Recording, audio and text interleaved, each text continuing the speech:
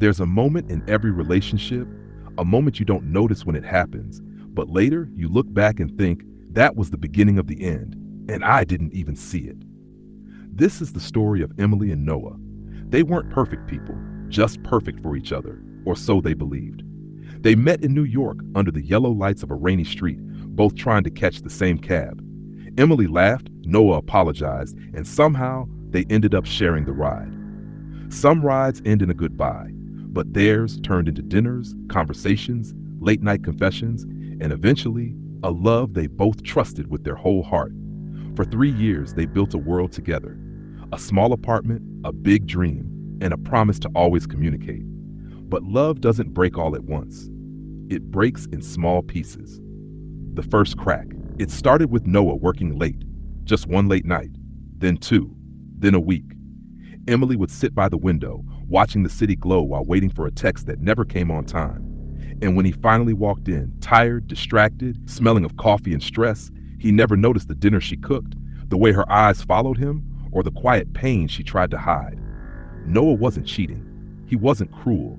He was simply slipping away without realizing it. And Emily? She was drowning in silence. The distance they didn't talk about. One evening, she asked softly, "Noah, are we okay?" He looked at her with tired eyes and forced a smile. "Yeah, just busy. You know how it is." But she didn't know. Not anymore. Not the way she used to. For the first time, Emily felt like a guest in her own relationship. And Noah felt like he was failing at everything. Work, life, and now, love. Sometimes two people hurt each other without wanting to, just by drifting apart. That's the moment everything changed. One night, Emily found herself standing in the kitchen, staring at 2 coffee mugs. Her hand trembled as she whispered to herself, "When did I stop feeling like his person and start feeling like his option?" Her tears fell silently, and she didn't know Noah was standing behind her, watching her shoulders shake. He wanted to hold her, but something inside him froze. He didn't touch her. He didn't say anything. Silence became their third roommate. The things we don't say. Days turned into weeks. And the silence between Emily and Noah became heavier, colder, like winter had moved into their home.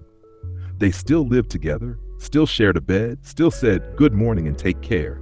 But the warmth behind their words had faded. Sometimes the most painful distance is when two people are close enough to touch, but too far to understand. The unsaid fears. Emily had begun saving all the conversations she wanted to have in a notes app on her phone. Not because she wanted to hide anything, but because every time she opened her mouth to speak, every time she tried to say, "Noah, I need you," his tired eyes made the words shrink back into her chest. And Noah carried a guilt he never shared. His job had become a storm he couldn't escape. Deadlines, pressure, the fear of failing, it all made him shut down emotionally. He didn't pull away because he stopped loving her. He pulled away because he didn't know how to be enough. And instead of saying, "Emily, I'm scared, I feel lost," he said nothing. He thought silence was strength. It wasn't. It was the slowest way to lose her.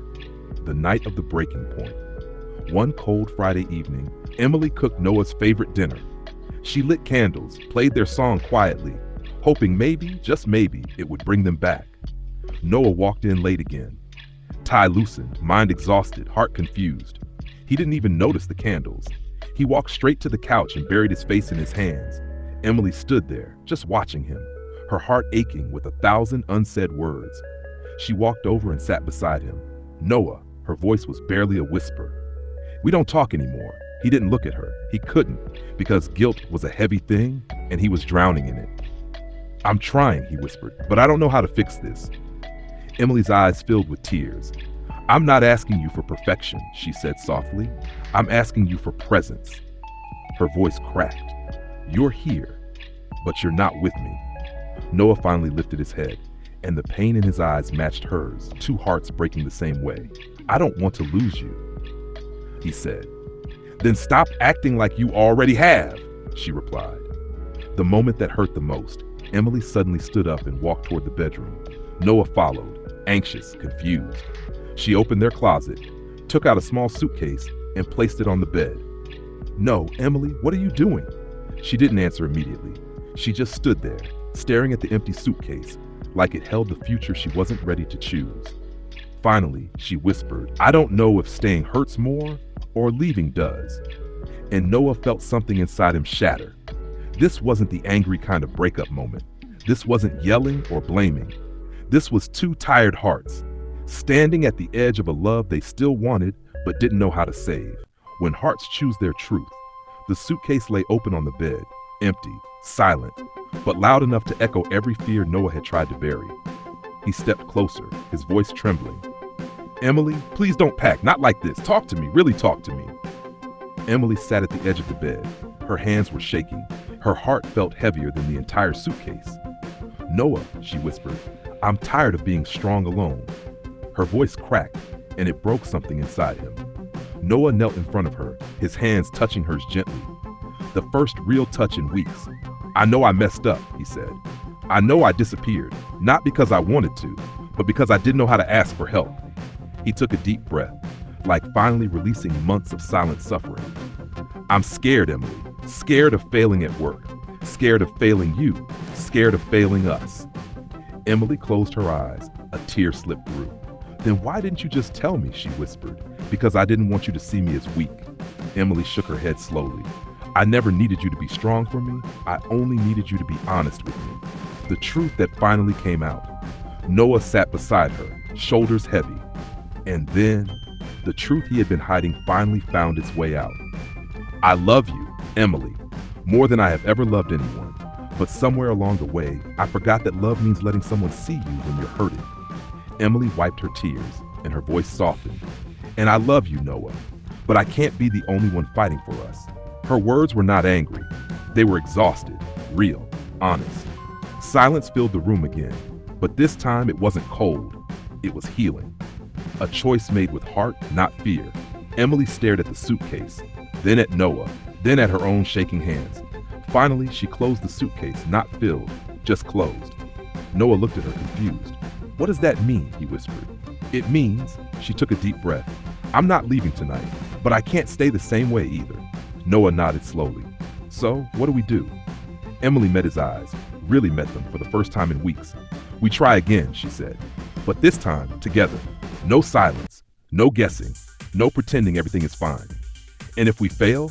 Noah asked softly. She held his hand. "Then at least we fail while fighting for each other, not while drifting apart." A new beginning. That night, they didn't fix everything. They didn't magically turn into the perfect couple again. But they talked, really talked. No phones, no distractions, no fear. For the first time, they both understood the truth. Love doesn't survive because two people never hurt each other. Love survives because two people choose to heal together. And Emily and Noah, two tired, bruised, imperfect hearts, chose to stay, to rebuild, to learn each other again, to fall in love, slowly, gently, honestly. Not the way they started, but the way they were meant to.